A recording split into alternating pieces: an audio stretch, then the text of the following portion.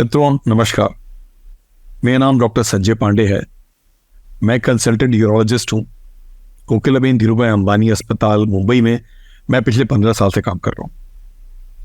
पिछले 24 साल से यूरोलॉजी में हम अलग अलग सब्जेक्ट पे जागरूकता पे बात करते आए हैं और आज हम कोशिश करते हैं कि एक जागरूकता आगे लेके आए जिसे हम किडनी स्टोन्स कहते हैं।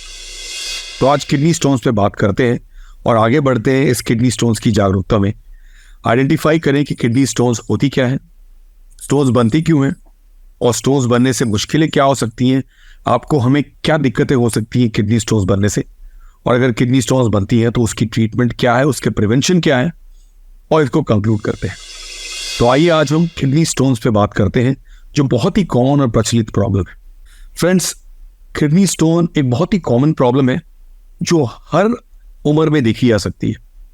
देखा जाता है तो शिशु और छोटे बच्चों से लेकर के मैच्योर उम्र में पुरुष और स्त्री, और उसके बाद बुजुर्गों में और जेरियाट्रिक एज ग्रुप में हर उम्र में किडनी स्टोन्स की प्रॉब्लम देखने में मिलती है। यूरोलॉजी में एक इम्पॉर्टेंट एस्पेक्ट ये है कि हम जो यूरिन की बात करते हैं, यूरिन वो वेस्ट प्रोडक्ट है जिस वेस्ट प्रोडक्ट को बॉडी किडनी के द्वारा निकालती है। तो हम सबको पता है कि किडनी कहाँ पे है और किडनी करती क्या है। अगर वो हमें पता रहे तो किडनी स्टोन्स की जेनेसिस के बारे में आइडिया मिल जाएगा। तो गौर करते हैं कि दोनों किडनीज पीछे यहाँ पे होती हैं, जिसे रीनल एंगल कहते हैं, पीछे की तरफ। तो दोनों किडनीज यूरिन बनाती हैं और यूरिन वो वेस्ट प्रोडक्ट है जो किडनी में बनते हुए यूरेटर या पतली सी पाइप के द्वारा यूरिनरी ब्लैडर में आता है और ब्लैडर के बाद आपका काम शुरू होता है। तो किडनी अपने में एक स्वचालित ऑर्गन है, जैसे हार्ट है, ब्रेन है, लंग्स है, ये अपना काम खुद करती हैं। लेकिन इनका जो वेस्ट प्रोडक्ट जब ब्लैडर में आता है, जो स्टोरेज ऑर्गन है, वहां से हमारा आपका काम शुरू होता है। उसे खाली करने की विधि हमारी होती है। तो किडनी जो प्रोडक्ट बनाती है जिसे यूरिन कहते हैं, वो यूरिन आप मान लें कि एक शरबत है जिसमें कुछ लिक्विड कंपोनेंट है और कुछ सॉलिड कंपोनेंट है। वो सॉलिड कंपोनेंट एक वेस्ट प्रोडक्ट है और इस वेस्ट प्रोडक्ट को बॉडी को निकालना है। स्टूल्स जैसे सॉलिड प्रोडक्ट तो स्टूल की तरह से निकल जाते हैं, लेकिन जो लिक्विड प्रोडक्ट है यूरिन, वो बहुत सी सॉल्यूट्स को डिसॉल्व करके और यूरिनरी सिस्टम के थ्रू निकालता। तो हमारी आपकी उम्र 20 हो, 40 हो, 60 हो, हमारी किडनीज 24 आवर्स लगातार काम कर रही हैं। वो वेस्ट प्रोडक्ट बना रही जिसे हम यूरिन कहते हैं, जिससे मैं एक शरबत बताता हूँ जिसमें कुछ सॉल्यूट्स हैं और कुछ सॉल्वेंट है, और इन दोनों का जुड़ जाना एक किडनी का स्टोन बनना हो सकता है। मिसाल के तौर पे आप ये देखें कि calcium, oxalate, uric acid, magnesium, phosphate, ये सब जो वेस्ट प्रोडक्ट्स हैं, ये सब कुछ यूरिन के द्वारा एक्सक्रीट की जाती हैं। किडनी में आप अपने में एक इतनी एफिशिएंट कंप्यूटराइज ऑर्गन है जो ब्लड को प्यूरिफाई करती है। तो ब्लड को प्यूरिफाई करते वक्त जो भी इम्प्योरिटीज होती है उसे वो ले आती है किडनी में। इन किडनी में जब ले आई तो खाली करने का काम भी उसका है। इस पे वो रिलाई करती है आपके लिक्विड इनटेक पे। तो आपने पानी पिया और वो पानी जो बॉडी को चाहिए वो बॉडी यूज करती है, लेकिन जो बॉडी को नहीं चाहिए वो पानी का एक्सेसिव इनटेक जो है वो किडनी के द्वारा रास्ता निकाल लेता है और वो यूरिन में आता है। तो अगर हमने पानी अच्छा खासा पिया है तो हमारी यूरिन डाइल्यूट है या लेस कंसंट्रेटेड है। मिसाल के तौर पे हमारी यूरिन डाइल्यूट है, मतलब कलरलेस है, क्लियर है, कंपेयर टू कंसंट्रेटेड यूरिन जो बहुत गाढ़ा होता है, बहुत येलो होता है, या जिससे बहुत स्मेल आता है। तीखा स्मेल इसलिए आता है बिकॉज यूरिन एसिडिक होता है। तो यूरिन वो वेस्ट प्रोडक्ट है और ये यूरिन की वेस्ट प्रोडक्ट का निकलना बॉडी से इतना स्वचालित है कि बहुत बार हम किडनी को सैल्यूट और सलाम नहीं कर पाते, पर वो आपकी काम सुबह, दोपहर, शाम, रात सोते जागते करती रहती है। याद रखिए, जब आप रात को सोने जा रहे हैं तो आपकी किडनी भी सोने नहीं जाती, वो काम करते रहती है। इसलिए बहुत बार बुजुर्गों में और अलग अलग अवस्था में हमें रात को बार बार यूरिन पास करने को उठना पड़ता है जब हमारी ब्लैडर भर जाती है और सेंसेशन होता है। सो लौट के आते हैं हम आज किडनी स्टोन्स की जागरूकता में, जिसमें हम बात कर रहे थे कि स्टोन्स बनते कैसे। तो स्टोन्स बनने की जो प्रक्रिया है वो यूं होती है कि अगर आपकी यूरिन सुपर सैचुरेटेड है, यूरिन अपने में एक सॉल्यूशन है जिसमें कुछ लिक्विड है और कुछ सॉल्यूट्स हैं जो सॉलिड पार्टिकल्स हैं, ये दोनों डिसॉल्व होते जा रहे हैं और ये डिसॉल्व होकर एक सॉल्यूशन बनते हैं जो सैचुरेटेड है और पूरा पदार्थ बाहर निकल जाता है। मिसाल के तौर पे अगर ये यूरिन बहुत सैचुरेटेड हो गया, सैचुरेटेड मतलब इससे सॉल्यूट ज़्यादा है, calcium, oxalate, uric acid, phosphate, जितने भी प्रोडक्ट्स हैं जो वेस्ट प्रोडक्ट्स हैं, अगर ये सब बहुत ज़्यादा मात्रा में है तो फिर हमें पानी की मात्रा ज़्यादा लेनी पड़ेगी यूरिन को डिसॉल्व करने के लिए। अगर वो ना हो पाए तो वो सारा चीज वहां जम सकता है, ये और ये दोनों जुड़ के पत्थर बन सकते हैं। तो अपने में एक पार्टिकल पत्थर नहीं बनता, लेकिन जुड़ जुड़ के, जैसे हम कहते हैं अंग्रेजी में न्यूक्लिएशन फिर एग्रीगेशन, जो क्रिस्टल्स को न्यूक्लियर एग्रीगेट करता है। तो क्रिस्टलाइजेशन, न्यूक्लिएशन, एग्रीगेशन वो विधि है या वो लीनिएज है जिसमें पत्थर के छोटे छोटे अंश बढ़ते जाते हैं और बढ़ते बढ़ते ये बड़े हो सकते हैं। तो जागरूकता बहुत जरूरी है कि ये किडनी के स्टोन्स होते क्या है। तो किडनी के स्टोन्स वो नहीं है जो हम भिंडी में या टमाटर में या अमरूद में जो सीड्स होते हैं वो खा लिया तो पत्थर बन गए। ये बहुत ही बड़ी मिथ है, और ये मिथ बहुत बार अपने कंसल्टेशन टेबल पे जहां मैं बैठा हूं सॉल्व करने की कोशिश करता हूं लोगों को समझाने में कि अगर आपने ज़्यादा टमाटर खा लिया और भिंडी खा लिया और अमरूद खा लिया तो पत्थर बन जाएंगे। ये सच नहीं है।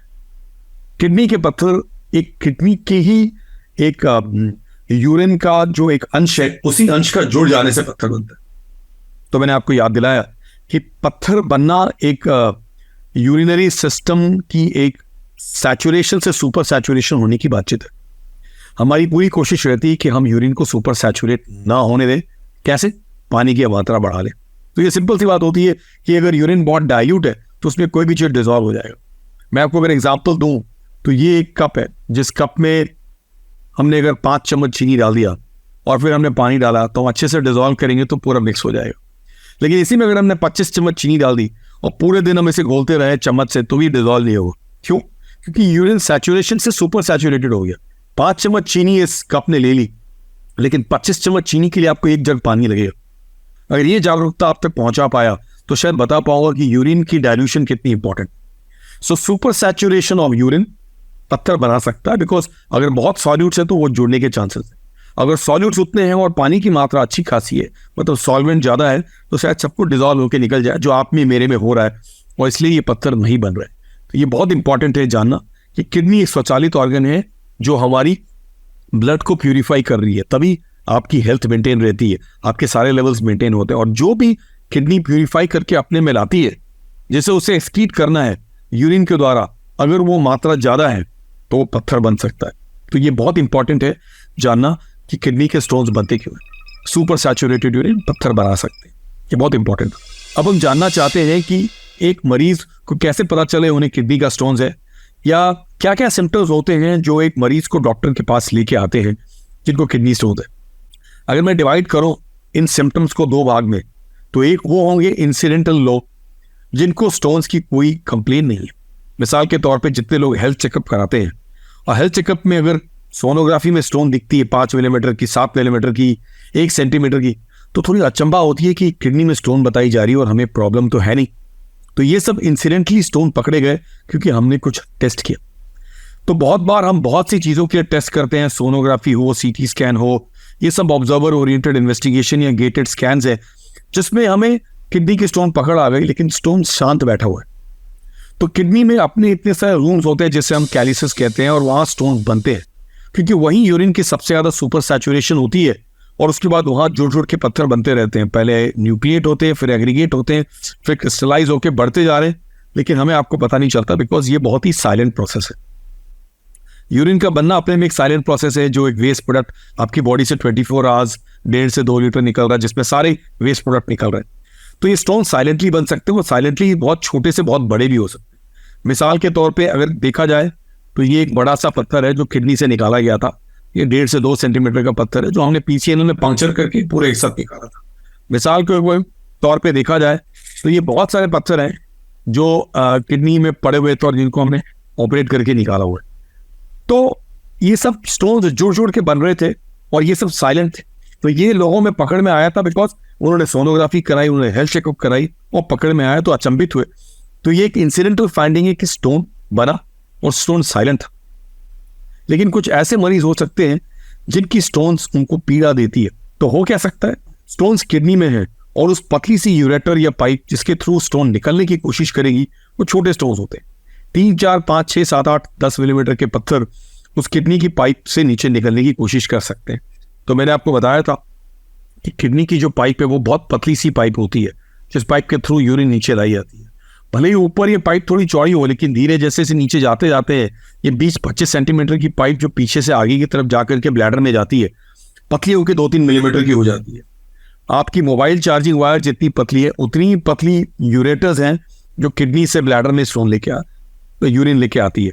तो अगर उसमें कोई पत्थर नीचे गिर के फंसने की कोशिश करे, निकलने की कोशिश करे, तो आपको वो सब कुछ हो सकता है, जिसमें एक तरफ फ्लैंक पेन होगा और वो पेन पीछे से आगे की तरफ आने की कोशिश करेगा, बिकॉज स्टोन निकलने की कोशिश करेगा, यूरिन को ब्लॉक करने की कोशिश करता है और वो आपको तंग करता है।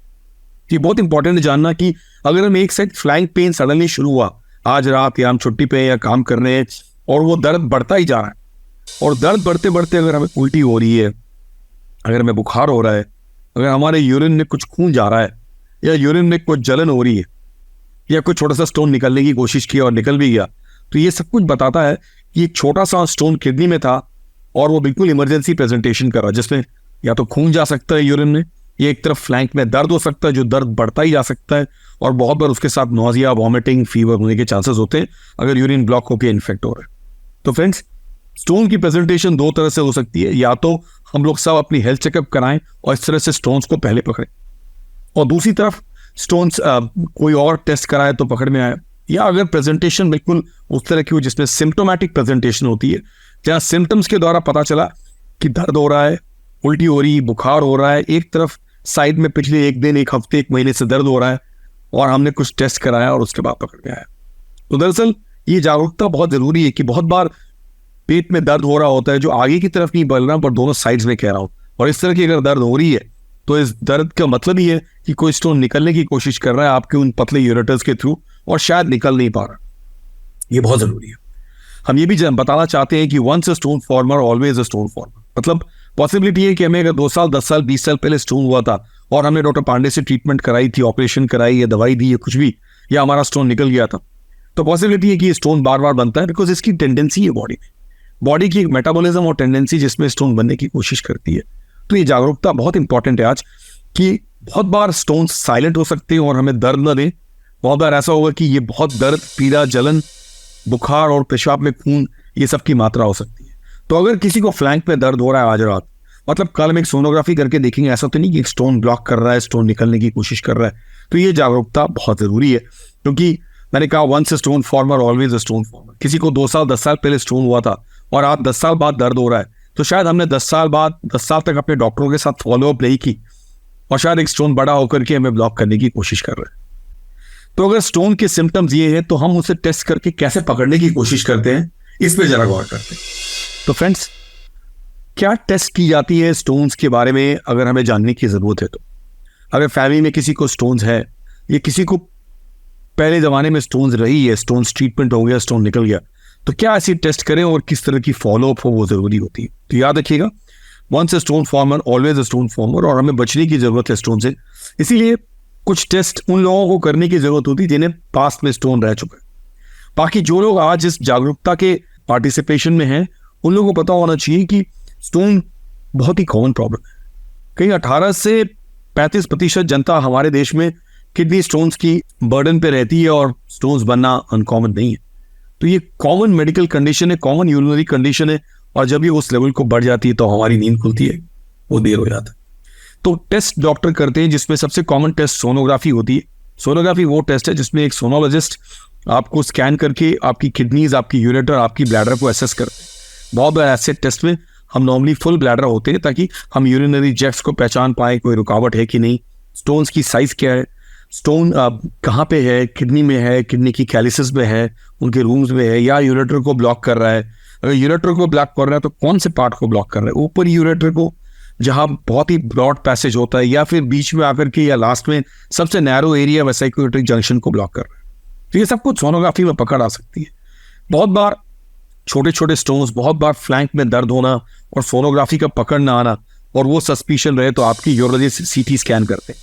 सीटी स्कैन एक बहुत हद तक फाइनल टेस्ट मानी जाती है, जिसमें प्लेन सीटी स्कैन के द्वारा हम ये पकड़ लेते हैं कि स्टोन की साइज एक्चुअली क्या है, स्टोन की हार्डनेस कितनी है, और एक्चुअली कितने स्टोन्स किस किस लोकेशन पे है। तो आज के ज़माने में एक किडनी स्टोन प्रोटोकॉल के द्वारा जो प्लेन सीटी स्कैन करी जाती है, उससे बहुत कुछ पता चल जाता है। फ्रेंड्स, यूरोलॉजी में किडनी स्टोन्स की प्रॉब्लम बहुत ही कॉमन है। ये जागरूकता इतनी ज़रूरी है, क्योंकि अगर आप टेस्ट कराते हैं और पता चला कोई छोटा सा किडनी स्टोन है, तो आज वो छोटा है, कल बड़ा हो सकता है। तो ये जागरूकता आपके लिए, आपकी फैमिली मेम्बर्स के लिए, आपके मित्रों के लिए, सबके लिए इतनी ज़रूरी है, बिकॉज किडनी स्टोन्स पहले तो साइलेंट हो सकती है बिकॉज वो ग्रो कर रही है और आपको पता ना चले, लेकिन एक दिन जब वो सिम्टोमेटिक होते हैं, जब वो आपको तंग करते हैं, तब ये जलन, दर्द, पीड़ा, बुखार, खून, सेप्सिस, ये सब कुछ हमें तंग कर सकती है। तो ये बहुत जरूरी था जानना कि किडनी के स्टोन के सिम्टम्स क्या होते हैं, उनकी टेस्ट क्या होती है। ऑब्वियसली हम यूरिन का टेस्ट बहुत बार करते हैं जो एक इतनी इंपॉर्टेंट मार्कर है। और यूरिन का टेस्ट किया कैसे जाता है, जिसमें हम यूरिन का बीच का ही सैंपल देते हैं। कोई जरूरी नहीं कि मैं सुबह 6 बजे उठ के ही यूरिन की सैंपल देने की जरूरत है, लेकिन हमने नीचे अच्छे से सफाई की और फिर पेशाब करते वक्त पहला पेशाब छोड़ के बीच का यूरिन ही सैंपल दी जाती है। तो ये सुबह 6 बजे हो, दोपहर में 12 बजे हो या शाम को 6 बजे हो, सैंपल बिल्कुल सही हो, बिकॉज सैंपल आप देते हैं। और एक यूरिन के टेस्ट के द्वारा पता चल जाता है आपकी यूरिन कितनी एसिडिक है, उसकी पीएच के द्वारा। बहुत एसिडिक है मतलब आप पानी कम पीते हैं, आपकी वेस्ट प्रोडक्ट्स बहुत ज़्यादा जाती है। एसिडिक यूरिन में सबसे ज़्यादा स्टोन्स बनते हैं। तो अगर यूरिन बहुत एसिडिक है तो बहुत स्मेल भी करता है, बहुत गाढ़ा है, कंसनट्रेटेड भी होता है और उसमें स्टोन्स बनने की कारण बहुत ज़्यादा होता है। तो ये हमारे लिए जानना जरूरी है कि हम अपनी पानी की मात्रा इसलिए बढ़ाएं ताकि यूरिन डाइल्यूट हो, यूरिन लेस एसिडिक हो, और इन दोनों कारणों से बहुत बार स्टोन्स न बनने की प्रवृत्ति होती है।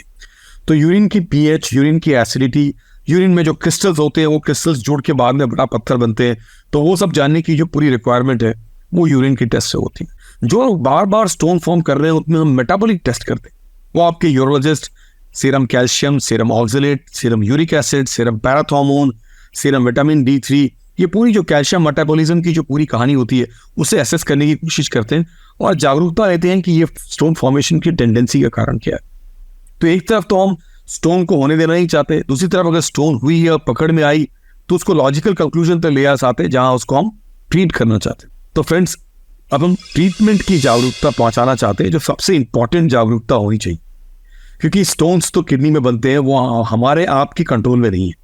बहुत हद तक बॉडी की मेटाबॉलिज्म और बहुत हद तक यूरिन का सुपर सैचुरेट होना, जिसमें हम इतना ही पानी पी सकते हैं बहुत से सोशल कारणों से, और बहुत बार यूरिन में जो सॉल्यूट्स होते हैं उनकी कंसंट्रेशन अगर ज़्यादा हुई तो स्टोन फॉर्मेशन की टेंडेंसी बढ़ जाती है।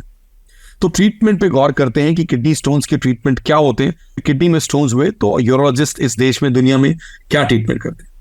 तो मैं डॉक्टर संजय पांडे, कोकिलाबेन धीरूभाई अंबानी अस्पताल में इस ट्रीटमेंट में लगा रहता हूँ। और पूरे 6 दिन जब मरीज आते हैं तो मैंने बताया 2 तरीके से आते हैं। या तो इंसिडेंटल स्टोन्स आते हैं जो किडनी में पड़े हुए, तो कुछ स्टोन्स किडनी के अंदर होंगे जो मेजर या माइनर कैलिसिस में हैं, जो अभी कैलिक्स में पड़े हुए हैं, या किडनी की पेल्विस में पड़े हुए हैं। किडनी की एक जो अंश होती है, कॉमन अंश, उसे पेल्विस कहते हैं, जिसके बाद ये यूरेटर शुरू होती है। तो किडनी के स्टोन्स वहां पकड़े में आए इंसिडेंटली या फिर सिम्टोमेटिक। अगर किडनी के स्टोन्स किडनी को ब्लॉक नहीं कर रहे तो ये बहुत जरूरी है कि हम इसे टाइम पे ट्रीट करें, वरना ये स्टोन्स बाद में ब्लॉक कर सकते हैं, बड़े हो सकते हैं और तंग कर सकते हैं। जो छोटे स्टोन्स कहे जाते हैं, कहीं 3, 4, 5 मिलीमीटर से 6, 7, 8 मिलीमीटर तक, इन स्टोन्स को एक जमाने में हम लिथोट्रिप्सी करके बाहर से पाउडर करके निकाल देते थे। लेकिन लिथोट्रिप्सी वो बाहर की ट्रीटमेंट थी, जिसे बहुत बार मिथ्या के द्वारा लोग लेजर कहते हैं। ये दरअसल बाहर से ट्रीटमेंट की बात है। लिथो मतलब स्टोन, ट्रिप्सी मतलब पाउडर। तो हम स्टोन को बाहर से पाउडर कर देते हैं। आप एक लिथोट्रिप्टर मशीन पे लेटे रहते थे और हम बाहर से इसे पाउडर करते हैं। ये ट्रीटमेंट आज भी बहुत प्रचलित है हमारे अस्पताल में। बहुत से अस्पताल में ये नॉन इन्वेजिव ट्रीटमेंट मानी जाती है। मतलब हम आपके बॉडी को इन्वेड नहीं कर रहे और बाहर से ही इसे पाउडर करना चाहते हैं। ये करने के पहले आपके डॉक्टर इंटरेस्टेड होंगे जानने में कि स्टोन की हार्डनेस क्या है, स्टोन की एक्चुअल साइज क्या है। पत्थर किडनी में है, हमने उसके अगर चकनाचूर करके पाउडर कर दिया तो पाउडर शायद यूरिनरी पैसेज के थ्रू निकल जाए, जो मैंने आपको बताया था कि बहुत ही पतली पैसेज है। वो पैसेज मोबाइल चार्जिंग वायर जितनी पतली होती है, तो उतनी छोटे छोटे पाउडर उससे निकल सकते हैं। उस जमाने में जब नॉन इन्वेजिव ट्रीटमेंट आई थी, और ये पिछले 30, 35, 40 साल की बात है, तब से ये मॉडिफाई होता गया और जनरेशन बाय जनरेशन इंप्रूव होता गया, जिसमें लिथोट्रिप्सी मशीन अच्छी आती चली गई और हम उसको चकनाचूर करके पाउडर कर दे तो यूरिन में वो डिजॉल्व होना, वॉश होना सब पॉसिबल था। कि बहुत ही हार्ड स्टोन और बहुत बड़े स्टोन्स को हम लिथोट्रिप्सी से नहीं तोड़ते, बिकॉज फिर वो बड़े बड़े पाउडर बन के किडनी की पाइप को ब्लॉक करके इमरजेंसी बना सकते हैं। तो आज वो ट्रीटमेंट अवेलेबल है इंसिडेंटल स्टोन्स के लिए, जो स्टोन्स छोटे हैं। अगर 5, 6, 7, 8, 9 मिलीमीटर के स्टोन्स है, 10 मिलीमीटर का स्टोन है, मतलब वो स्टोन 1 सेंटीमीटर से कम है, तो हम आज यूरेटर के द्वारा किडनी में जा सकते हैं और किडनी में पहुंच करके, जैसे आपकी एंडोस्कोपी होती है वैसे यूरिनरी पैसेज की एंडोस्कोपी करके अंदर घुस के रूम बाय रूम जाकर के पत्थर को पाउडर करके चकनाचूर करके निकाल सकते हैं। इसे कहते हैं RIRS, रेट्रोग्रेड इंट्रारेनल सर्जरी, या सिंपल शब्द है फ्लेक्सिबल यूरेट्रोस्कोपी। वो यूरेट्रोस्कोप या जो दूरबीन होता है वो बिल्कुल फ्लेक्सिबल होता है, वो अंदर जा करके मुड़ करके हर रूम में घुस करके उसे पाउडर कर करके चकनाचूर करके निकाल सकता है। तो अगर कोई 4, 5, 6, 8, 10 मिलीमीटर का स्टोन किडनी में है और हम इंतजार कर रहे हैं तो हम गलती कर रहे हैं। क्यों? बिकॉज ये स्टोन और बढ़ता जाएगा या ये स्टोन कभी भी बढ़ करके किडनी की पाइप को ब्लॉक कर सकता है। तो मिसाल के तौर पे ये जो किडनी की पाइप होती है, ये पाइप अपने में बहुत पतली होती है, मैंने आपको दिखाया ये पतली सी पाइप है दोनों तरफ। तो इन पाइप में पत्थर फंसना अपने में अच्छी बात नहीं है, लेकिन अगर स्टोन्स किडनी के अंदर है और ये स्टोन छोटे छोटे हैं, मैंने कहा 4, 5, 6, 8 मिलीमीटर, तो इन पत्थरों को हम और चकनाचूर करके पाउडर करके निकाल सकते हैं, क्योंकि हमारी दूरबीन अंदर जाएगी यूरिनरी पैसेज के थ्रू, ब्लैडर के थ्रू, किडनी में पहुंच करके ये मुड़ सकती है। इसे फ्लेक्सिबल यूरेट्रोस्कोप कहते हैं। तो ये हर रूम में जा करके पत्थर की गवेषणा कर सकती है, आइडेंटिफाई कर सकती है, बास्केट से निकालने में मदद करती है और शायद आपको स्टोन फ्री कर पाते। तो इस तरह से RIRS रेट्रोग्रेड इंट्रारेनल सर्जरी या फ्लेक्सिबल यूरेट्रोस्कोपी आज इंसिडेंटल स्टोन्स के लिए बहुत ही हाई लेवल ट्रीटमेंट हो चुकी है और जो पूरे देश में अवेलेबल है। कोकिलाबेन हॉस्पिटल में पूरे 6 दिन हम जब ऑपरेट करते हैं तो उसमें 1-2 पेशेंट होते हैं जिनकी फ्लेक्सिबल यूरेट्रोस्कोपी RIRS की जाती है। ये इसलिए की जाती है बिकॉज या ये स्टोन्स गिर के बड़े ना हो जाएं या फिर हमें तंग न करें। और इस तरह की जागरूकता आज इस प्लेटफॉर्म पे से दुनिया तक है कि लोग मोटिवेट होते हैं सुन के और तैयार होते हैं इस तरह की ट्रीटमेंट। या तो उन्होंने पहले ट्रीटमेंट कराई है इमरजेंसी में, या फिर कुछ स्टोन्स हैं या कुछ नए बने हैं या ये स्टोन्स फॉर्म हो रहे हैं और हमें इनकी इमरजेंसी नहीं होने देना चाहते। इसी तरह अगर ये स्टोन्स बड़े हैं, 1 सेंटीमीटर से 2, 3, 4 सेंटीमीटर के बड़े बड़े स्टोन्स हैं, मिसाल के तौर पे हमने आपको एक स्टोन दिखाया था जो बड़ा स्टोन है, तो ऐसे स्टोन्स को हम यूरेटर की पतली पाइप से निकाल नहीं सकते, उसमें चोट लगने की हर समय कोशिश रहती है और वो हम होने देना नहीं चाहते। बिकॉज यूरेटर्स को बहुत चौड़े होते हैं, वो पतली सी पाइप पे घुसते हैं और बहुत बार पीड़ा और यूरिनरी पैसेज की चोट हो सकती है। तो ये लिमिटेशन आपके यूरोलॉजिस्ट आइडेंटिफाई करते हैं और देखते हैं अगर ये स्टोन बहुत हार्ड है, अगर ये स्टोन बहुत बड़ा है, अगर ये सर्जरी में बहुत टाइम लगने वाली है, फ्लेक्सिबल यूरेट्रोस्कोपी में और स्टोन को निकालना पॉसिबल नहीं होगा, तो फिर PCNL करते हैं, परक्यूटेनियस नेफ्रोलिथोट्रिप्सी। मतलब हम यहाँ से सीधे होल करके अंदर जाते हैं, किडनीज बिल्कुल पीछे होती, आगे की तरफ नहीं होती। अंदर गए, पत्थर को बिल्कुल चकनाचूर किया, सारा कुछ वॉश किया और आज के दिन ही हमने ऐसी 3 सर्जरीज की हैं, जिसमें एक स्टोन 11 मिलीमीटर का था और लिथोट्रिप्सी से कहीं बाहर टूट नहीं रहा था, मतलब बहुत हार्ड था। दूसरा पत्थर बहुत ही बड़ा था, 3.5-4 सेंटीमीटर का, बिल्कुल स्टैगोन स्टोन था और उतना बड़ा पत्थर को पाउडर करके यूरिनरी पैसेज से निकाल नहीं सकते। तो आपके डॉक्टर डिसाइड करते हैं कि आपके लिए कौन सी ट्रीटमेंट अच्छी है, बिकॉज हम स्टोन को पूरा क्लियर करना चाहते हैं सबसे मिनिमली इन्वेजिव टेक्निक से। तो ये मिनिमली इन्वेजिव टेक्निक की बात हो रही है, जिसमें या तो हम यूरिनरी पैसेज के थ्रू ऊपर जा करके किडनी में पहुंच के पाउडर कर रहे हैं, या फिर हम होल करके सीधे किडनी में पहुंचते हैं जहां वो फैक्ट्री है जहां पत्थर बन रही है और उसे क्लियर करने की कोशिश करते हैं। तो फ्रेंड्स, ये ट्रीटमेंट पूरे देश दुनिया में हो रही है और ये ट्रीटमेंट की जागरूकता की जरूरी है। अब देश भर से लोग आते हैं कोकिलाबेन हॉस्पिटल हमारे पास, जिसमें बड़े बड़े पत्थर लेके आते हैं, दोनों तरफ बड़े बड़े पत्थर हैं, उन पत्थरों को क्लियर करने की जरूरत है। तो बहुत बार हम दोनों पत्थरों को एक साथ ही PCNL करके एक के बाद एक दोनों तरफ क्लियर करते हैं, अंदर एक स्टेंट डाल देते हैं और उसके बाद समय देते हैं इन एरियाज को हील करने के लिए। तो ट्रीटमेंट ऑप्शन में एक शब्द मैंने कहा, स्टेंट। स्टेंट एक बहुत पतली सी ट्यूब होती है, जो ट्यूब किडनी से लेके यूरिनरी ब्लैडर तक उस यूरेटर को सपोर्ट कर रही होती है। याद रखिएगा, उसी यूरेटर के थ्रू यूरेट्रोस्कोप या दूरबीन गया, उसी के थ्रू कुछ पत्थर हमने निकाला, या उसी के थ्रू एक यूरिनरी पैसेज की क्लियरेंस रहनी चाहिए। तो यूरेटर जो इतने नैरो ट्यूब उनको सपोर्ट करने के लिए कभी कभी कुछ हफ्तों तक, कभी महीने भर तक भी हम अंदर एक पाइप पे सपोर्ट रखते हैं, जिसे स्टेंट कहते हैं। तो स्टेंट से ना घबराए, स्टेंट एक तरह की सपोर्ट है जो टेम्पररी सपोर्ट है, हमें उस स्टेंट को बाद में निकालना पड़ता है। तो स्टेंट के बहुत से इंडिकेशन होते हैं, लेकिन एक इंडिकेशन स्टेंट की ट्रीटमेंट ऑप्शन में है किडनी के स्टोन्स। कभी कभी हम लिथोट्रिप्सी करते हैं थोड़े बड़े और सॉफ्ट स्टोन के लिए, तो पहले ही स्टेंट छोड़ दिया और फिर पत्थर को पहले से पाउडर कर दिया, वो सारा पाउडर निकल जाएगा और यूरेटर को ब्लॉक नहीं करेगा, बिकॉज स्टेंट यूरिन को ड्रेन करने में मदद कर रही है।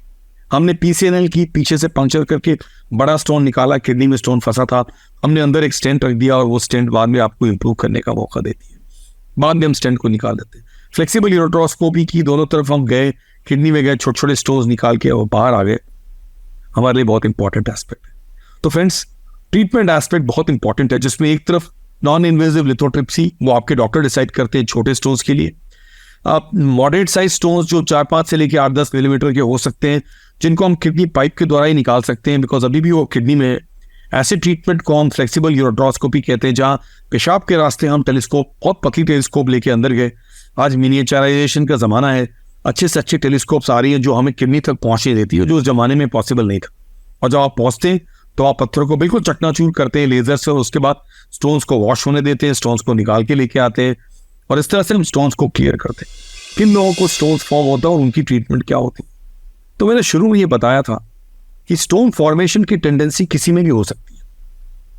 ये यूरिन की प्रोडक्शन है, और एसिडिक यूरिन में स्टोन ज्यादा बनते हैं। एक स्टोन होता है जिसे हम ट्रिपल फॉस्फेट कहते हैं, वो अल्कलाइन यूरिन, ये यूरिनरी इन्फेक्शन में ज्यादा होता है। औरतें बहुत बार यूरिनरी इन्फेक्शन लेके आती है और पता चला किडनी में बड़ा सा स्टोन पड़ा हुआ है, और आपको पता ही नहीं चल रहा, बिकॉज कोई दर्द, जलन, व्यथा, कोई पीड़ा, कोई खून नहीं है। तो मिसाल के तौर पर आज ये जानना जरूरी है कि कुछ ऐसे पॉपुलेशन है जिनकी ट्रीटमेंट बिल्कुल अनिवार्य है। मिसाल के तौर पर अगर कोई पायलट है, अगर कोई एयर हॉस्टेस है, मतलब एयर इंडस्ट्री में है जिसमें पायलट्स, एयर हॉस्टेस हैं, तो वो लोग फ्लाइंग क्रू होते हैं, और उनके लिए अगर स्टोन की पीड़ा हुई, स्टोन की इमरजेंसी हुई, तो उनकी ट्रीटमेंट बहुत ज़रूरी है, और ऐसे कंडीशन में उनको स्टोन्स के साथ फ्लाई करने नहीं देते। सिमिलरली जितने भी सी फेयरिंग इंडस्ट्री के लोग होते हैं, जिसमें सेलर्स होते हैं, मराइन इंजीनियर्स होते हैं, सी के जितने भी लोग होते हैं जो शिप में जाते हैं, वो शिप में गए और अगर किडनी में छोटी सी स्टोन है और वो शिप में हाई सीज में है, और अगर ये स्टोन गिरने की कोशिश की तो उनको तंग कर सकते। तो ये बहुत ज़रूरी है हमारे लिए जानना कि इस तरह के स्टोन्स की ट्रीटमेंट हम टाइम पे करना चाहते हैं। और ऐसे कंडीशन में RIRS या फ्लेक्सिबल यूरोट्रोस्कोपी बहुत ही खरे उतरती है, बिकॉज वो किडनी में जाके स्टोन्स को क्लियर कर लेती है। तो एक पायलट, एक एयर हॉस्टेस, एक मैराइन इंजीनियर, एक सेलर, जिनकी किडनी में स्टोन्स है और जो काम के समय गिर सकता है और गिर के अपने लिए और पूरी शिप या प्लेन के लिए बाधा बन सकती है, ऐसी इमरजेंसी ना बनने के लिए आज फ्लेक्सिबल यूरोट्रोस्कोपी बहुत ही विचलित ट्रीटमेंट है, और बहुत ही लंबी ट्रीटमेंट। इस ट्रीटमेंट को बहुत आगे तक ले जाया गया। तो इसके बारे में न घबराएं, शंका ना करें, बिकॉज स्टोन का बढ़ना, गिरना, इनकी दो ही नेचुरल हिस्ट्री होती है। या तो स्टोन बढ़ के बड़े हो जाएंगे, या स्टोन गिर करके इमरजेंसी बनाएंगे। मैंने बताया था इमरजेंसी, तो एक इमरजेंसी की बात करते हैं। किडनी स्टोन से किस तरह की इमरजेंसी बन सकती है, ये जानने की जरूरत है। तो एक तो किडनी स्टोन इमरजेंसी में प्रेजेंट कर सकते हैं, जिसमें फ्लैंक में दर्द होना, यूरिन में खून जाना, वॉमिटिंग होना, पेन होना, फीवर होना, यूरिनरी पैसेज में यूरिन का स्टोन का आके ब्लॉक होना, ये सब कुछ इमरजेंसी बन सकती है।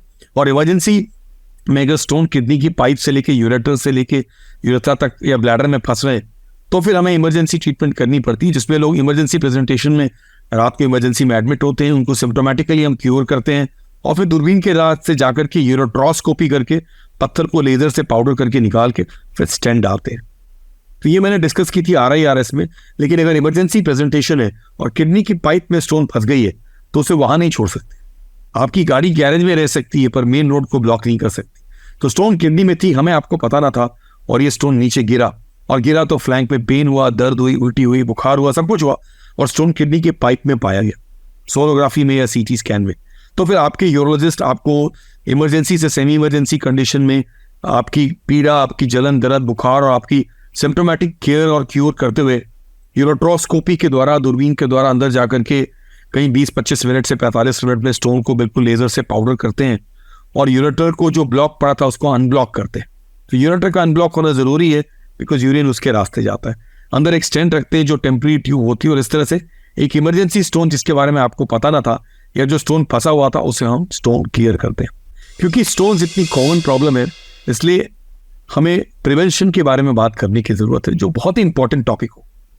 तो मैंने कहा कि स्टोन बचपन से लेकर वृद्धावस्था तक किसी उम्र में हो सकती है, पुरुषों और स्त्रियों में हो सकती है। इसलिए कुछ प्रिवेंशन के जो टिप्स होते हैं वो आज इंपॉर्टेंट है, और वो हम गौर करना चाहते हैं। ये बताना बहुत जरूरी होगा कि यूरिन की सुपर सैचुरेशन नहीं होने देने के लिए हमें पानी की मात्रा बढ़ानी पड़ती है। और इस टेबल के ऑपोजिट जब मरीज बैठते हैं, उनकी स्टोन क्लियर हो जाती है, तो उनको ये बताने की कोशिश करते हैं कि स्टोन न बनने देने की पानी की मात्रा बढ़ाएं। तो मेरे से पूछते हैं हम पानी की मात्रा बढ़ाएं कैसे? खाने के बाद तो प्यास बुझ जाती है और पैरी पेट भरा होता है, तो पानी कैसे पिए? तो स्टोन फॉर्मर्स के लिए जो स्टोन पहले बनाते आए हैं और स्टोन बार बार बन रही है, उनमें यूरिनरी सुपर सैचुरेशन न होने देने के लिए पहली प्रिवेंशन की एटीट्यूड ये होनी चाहिए कि हम अपनी पानी को डिवाइड करके पिएंगे। सुबह उठने के बाद हमने 1 से 2 गिलास पानी पिया, ब्रेकफास्ट के पहले हमने पानी पिया, तब ब्रेकफास्ट खाने गए, लंच और डिनर के पहले हमने पानी पिया। तो हम क्या कर रहे हैं, अपनी पानी की मात्रा को दिन भर डिवाइड करके पी रहे हैं। जो हम शायद करते रहते हैं, शायद खाने के पहले थोड़ा बहुत पानी पी लेते थे। याद रखिएगा, भारत में आज पानी डिसअपेयर कर गया, उसके बदले में चाय, कॉफी, कोला और ड्रिंक्स वगैरह आ चुका है जो शायद पानी को रिप्लेस नहीं कर सकता। लोग कहते हैं हम 4 कॉफी पी लेते हैं, 5 चाय पी लेते हैं, उससे हमारा काम हो जाता है, पर वो सच नहीं है। आपकी बॉडी वो नहीं मांग रही, आपकी बॉडी वो रॉ मटेरियल मांग रही है जिससे बॉडी की हाइड्रेशन, सैचुरेशन, सुपर सैचुरेशन में ना बदलने पाए। तो पानी का कोई सब्स्टिट्यूट नहीं हो सकता। और स्टोन फॉर्मर्स में पानी की मात्रा डिवाइड करने का तरीका ये हुआ कि आप इंटरमिटेंट डिहाइड्रेशन में ना रहे। इंटरमिटेंट डिहाइड्रेशन वो हुआ जहाँ हमने एक जग पानी सुबह पी लिया, फिर हम रात तक बिजी रहे, फिर हमने थोड़ी पानी याद आई तो पी ली। वो इंटरमिटेंट डिहाइड्रेशन हुआ, उसमें किडनी हेल्प नहीं करता। तो उसका करना क्या होता है, हमने सुबह, दोपहर, शाम, रात पानी डिवाइड करके पिया। और आपको सोने के पहले मैंने बताया था कि हम चाहते हैं कि हमारी किडनी वैसी काम करे जितनी एफिशिएंटली काम करे, तो उसको रॉ मटेरियल देने की जरूरत है, बिकॉज रात को किडनी नहीं सोती, हम 6-8 घंटे सोते हैं अपनी रिपेयर और रिजुविनेशन के लिए। तो इंपॉर्टेंट है रात को सोने के पहले भी पानी पी के सोएं, स्पेशली स्टोन फॉर्मर्स में। रात को उठे, एक बार देखे कोई चोर नहीं और फिर थोड़ी पानी पी ली। तो हमने इस तरह से क्या किया, हमने किडनी को एक्स्ट्रा पानी दिया जिससे हमारी यूरिन और भी डाइल्यूट हो और कोई भी चीज़ डिजॉल्व होकर निकल जाए, जो छोटे छोटे क्रिस्टल्स हैं या छोटे छोटे आयंस हैं जिसमें कैल्शियम, ऑक्सलेट, यूरिक एसिड। तो ये प्रिवेंशन का पहला एटीट्यूड है जिसमें हम यूरिनरी सिस्टम को डाइल्यूट रख रहे हैं और उसको स्वचालित रख रहे हैं, बहुत इंपॉर्टेंट है। तो पानी की मात्रा को डिवाइड कर लें। अब हम और आप थोड़े दुर्भाग्यशाली होंगे अगर हम किडनी के मरीज हैं या अगर हम हार्ट के मरीज हैं। किडनी और हार्ट के मरीज वो होते हैं जिनमें हम और एक्स्ट्रा पानी अलाउ नहीं कर सकते। तो ये बाकी सबके लिए पानी की मात्रा बढ़ाने की जरूरत है, पर जिनमें पानी की रेस्ट्रिक्शन है, जो रीनल फेलियर के मरीज हैं या जो कार्डियक सिचुएशन के मरीज, जिनमें उनके कार्डियोलॉजिस्ट और उनके नेफ्रोलॉजिस्ट ने पानी की मात्रा घटा दी है और बोलिए आप 1.5-2 लीटर ही पी सकते हैं, तो उतना तो पिया करें, वो इंपॉर्टेंट है। दूसरी बहुत इंपॉर्टेंट एस्पेक्ट ये होगी, मैंने कहा इंटरमिटेंट डिहाइड्रेशन ना होने के लिए हमने डिवाइड करके पानी पी। इंपॉर्टेंट एस्पेक्ट ये है कि जानना है कि वो क्या चीज है जो इसे जोड़ती है।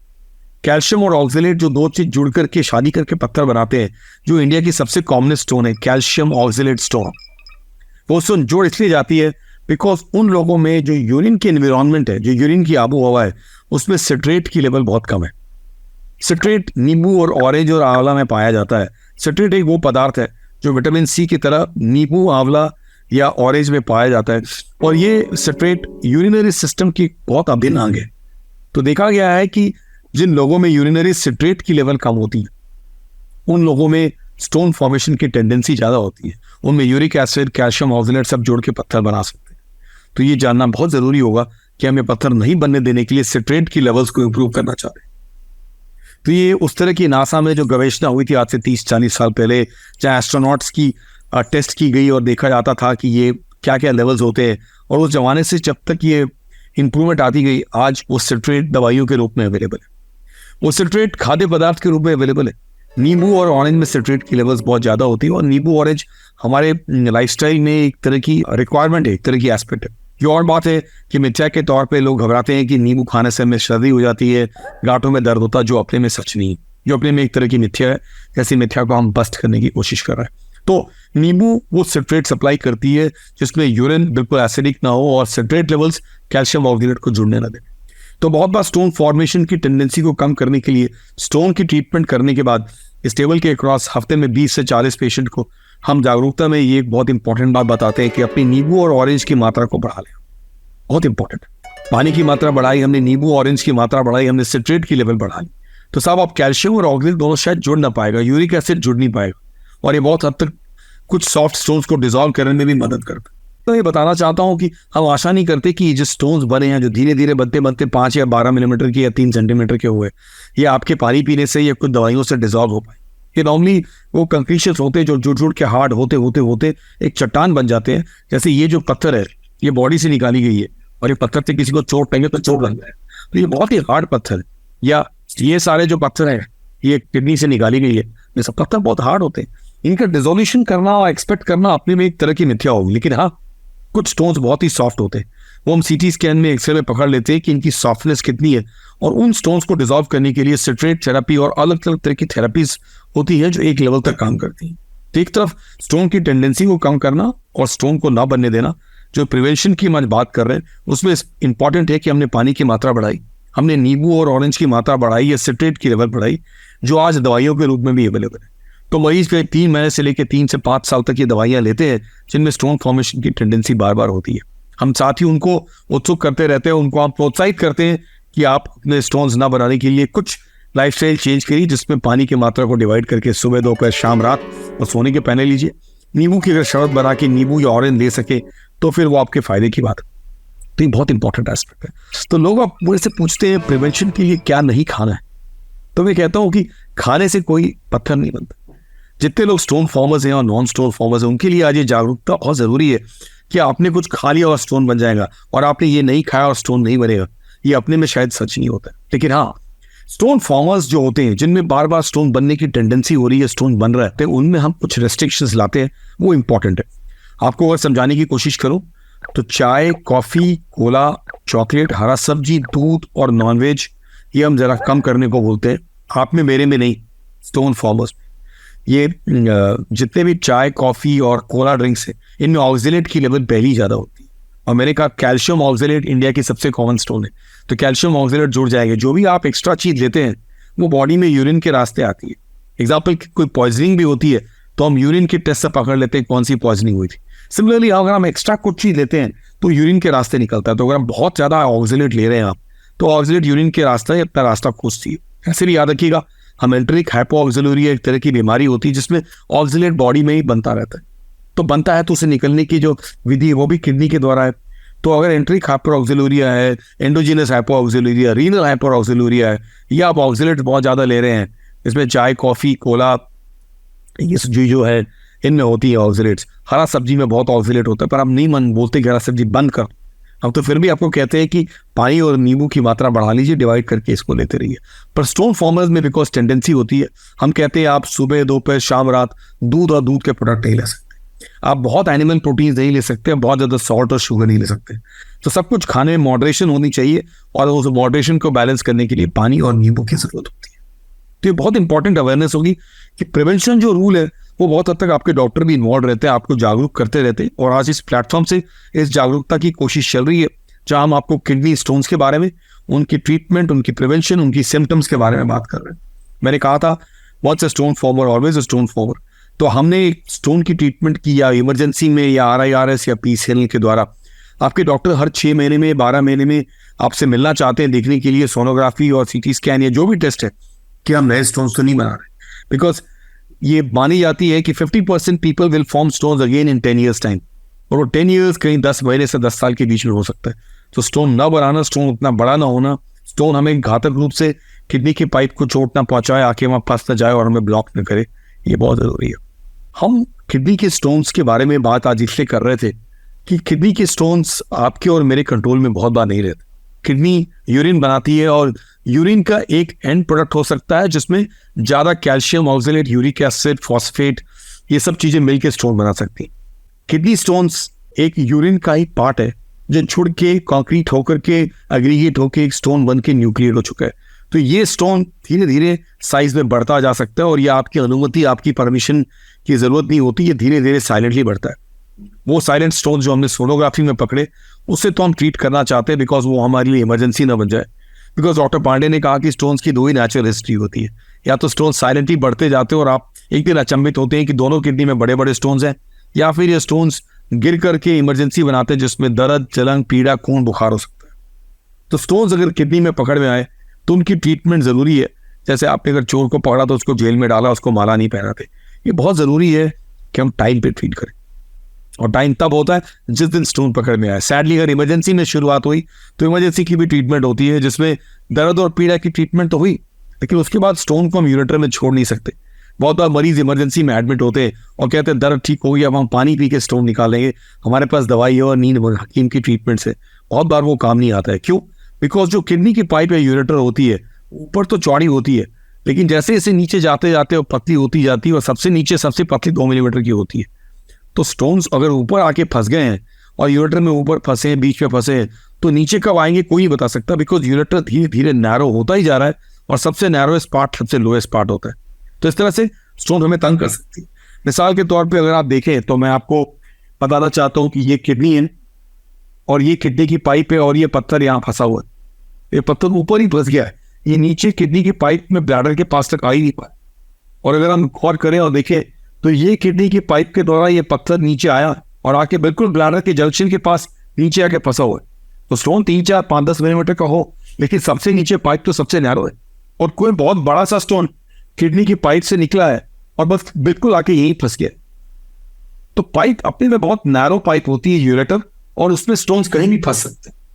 तो ये जागरूकता आज बहुत जरूरी था इस प्लेटफॉर्म से, कि स्टोन फॉर्मेशन किसी को हो सकता है, जो स्टोन बनाता है वो शायद बार बार बनाने की टेंडेंसी होती है, हम उसे मेटाबॉलिक वर्कअप पे पकड़ लेते हैं। कि हम स्टोन ना बनने देने के लिए एक तरफ तो प्रिवेंशन के लिए घर में क्या क्या करते हैं और डॉक्टर क्या टेस्ट करते हैं, उन टेस्ट को मेटाबॉलिक इवैल्यूएशन कहते हैं। जो एक बार स्टोन बनाता है उसकी टेंडेंसी है स्टोन बनाने की, और वो हमारी कोशिश, उस कोशिश को हम एक रूप देने के लिए वो सब चीजें टेस्ट करते हैं। जो ब्लड में ज्यादा है वो यूरिन में ज्यादा होगी, क्योंकि मैंने कहा आपकी किडनी हेल्दी और फंक्शनल है, तो जो भी चीज ब्लड में ज्यादा हो, वो कोई भी प्रोडक्ट हो, वो पॉइजन हो या कैल्शियम हो या ऑक्सिलेट हो, वो किडनी सैक्रिफाइस करके उसे प्यूरिफाई करके और ब्लड को हर समय क्लियर रखती है। तो आपकी ब्लड हर समय प्यूरिफाई होती रहती है, जो शब्द आप जानते हैं, जो बहुत बार अनफॉर्चुनेटली डायलिसिस के द्वारा प्यूरिफाई करना पड़ता है अगर किडनी फेल होती है। तो किडनी आपकी ब्लड को प्यूरिफाई कर रही है, और सारा जो excessive amount of calcium, oxalate, uric acid, phosphate, ये सब आ रहा है उसे यूरिन में ले आती है।